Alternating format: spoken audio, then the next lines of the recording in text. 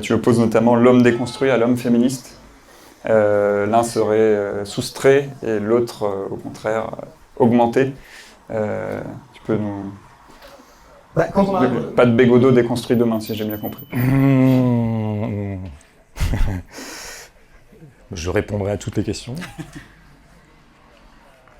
Ce que j'essaie de voir toujours, c'est qu'il y a des mots qui traînent, il y a des protocoles intellectuels qui sont aussi parfois des protocoles pratiques qui se sont un peu développés depuis la séquence MeToo, appelons ça comme ça, tout le monde voit bien de quoi je veux parler.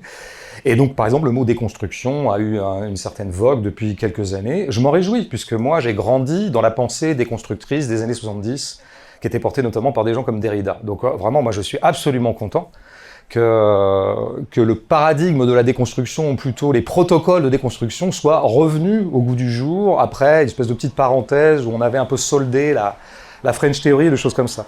Bon, après, le mot n'est pas revenu exactement dans son sens derridien. À chaque fois qu'un mot se développe beaucoup et qu'il devient presque une mode, bah évidemment, il se dévoie un peu, il se dégrade.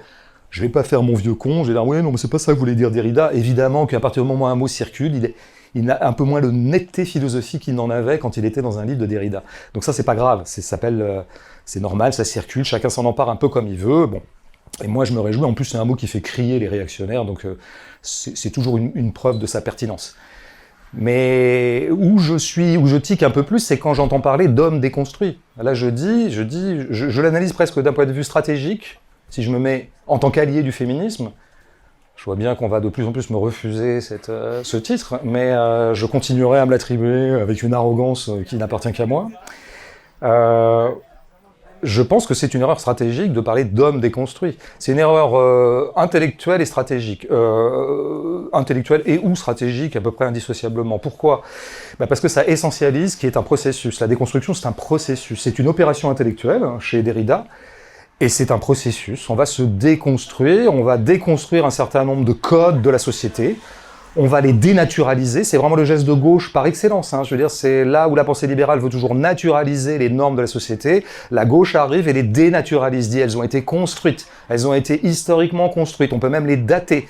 Et donc ça prouve qu'elles ne sont pas inscrites dans l'essence des choses. Et donc on va les déconstruire, c'est ça que ça veut dire, et c'est un très très beau geste fondamental d'une pensée progressiste et émancipatrice. Et donc il est tout à fait intéressant qu'on se mette à déconstruire la masculinité, à déconstruire le patriarcat, à déconstruire les codes phallocrates de nos sociétés. C'est parfait. Ça fait longtemps que d'ailleurs le mouvement a commencé. Derrida lui-même était très porté sur ces questions-là. Il avait notamment un concept moi qui m'a beaucoup marqué à une époque, c'était le phallogocentrisme. Alors c'est très très jargonnant et ça fait un peu peur, mais je trouve très intéressant de voir que le phallocentrisme est un logocentrisme, parce que ça passe par des mots. Il y a des mots dominateurs, il y a une certaine façon de s'emparer du verbe qui est autoritaire. Il y a un verbe autoritaire, lequel est un pilier d'une société sous autorité phallocrate. Donc tout ça est passionnant, et ça continue, et je m'en réjouis. Mais quand arrive dans une espèce de zèle, je pense qu'il ne se contrôle plus, la notion d'homme déconstruit, eh bien de nouveau, on substantialise un processus. Un homme déconstruit c'est un adjectif. Un adjectif peut tout à fait désigner une substance. Qu'est-ce que ça voudrait dire que maintenant, de la même façon que je suis un homme chauve ou un homme grand, ou alors je serais un homme déconstruit? Qu'est-ce que c'est que cette substance en moi qui serait que je sois déconstruit?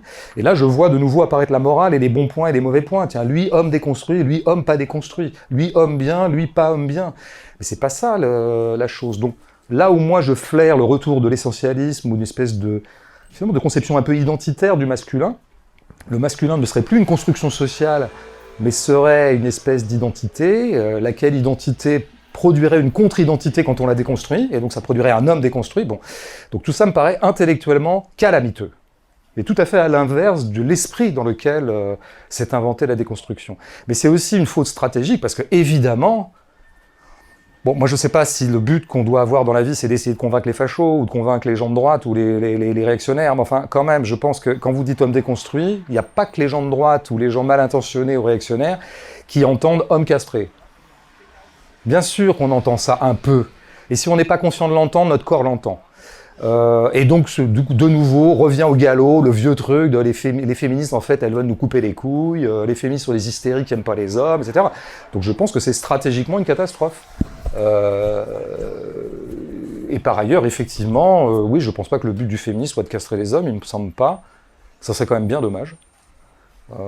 C'est quand même bien dommage, parce que, comment dire... il y a un livre noir du phallus, mais il y a aussi quelques bonheurs qui sont sortis du phallus. Donc, je suis pas pour supprimer totalement les pénis, quoi. Alors, et à quoi j'oppose, effectivement, pour moi, ce qui devrait être toujours une stratégie émancipatrice, c'est on est là pour augmenter les capacités vitales et pas pour les diminuer. Donc moi, ça va être ça, ma boussole en tout. Est-ce que telle option politique ou option morale augmente les capacités vitales, élargit le spectre des possibilités vitales, ou est-ce qu'il les réduit ? Sachant qu'il est parfois nécessaire, de façon contingente, de réduire les capacités vitales de quelqu'un. Si la capacité vitale de quelqu'un, c'est la capacité de tuer, il est assez normal qu'une société l'empêche de tuer. Il n'empêche que c'est une réduction. Et quand moi je vois des mouvements de gauche être maintenant très majoritairement dans des opérations de réduction, pas simplement du pénis, mais des capacités vitales, bah là, le vitaliste en moi s'active, quoi. Il dit, moi, j'ai pas envie d'être d'une gauche qui va être tout simplement coercitive. Il faut bien le dire. Moi, j'ai longtemps dit que le féminisme ne pouvait être que de gauche. Mais maintenant, j'arrête de le dire parce que je suis loyal à ce que je vois autour de moi. Il existe un féminisme de droite, il existe un féminisme policier, il existe un féminisme libéral, il existe un féminisme à dominante morale. Eh bien donc là-dessus, il faut réaffirmer le b.a.-ba d'un féministe de gauche.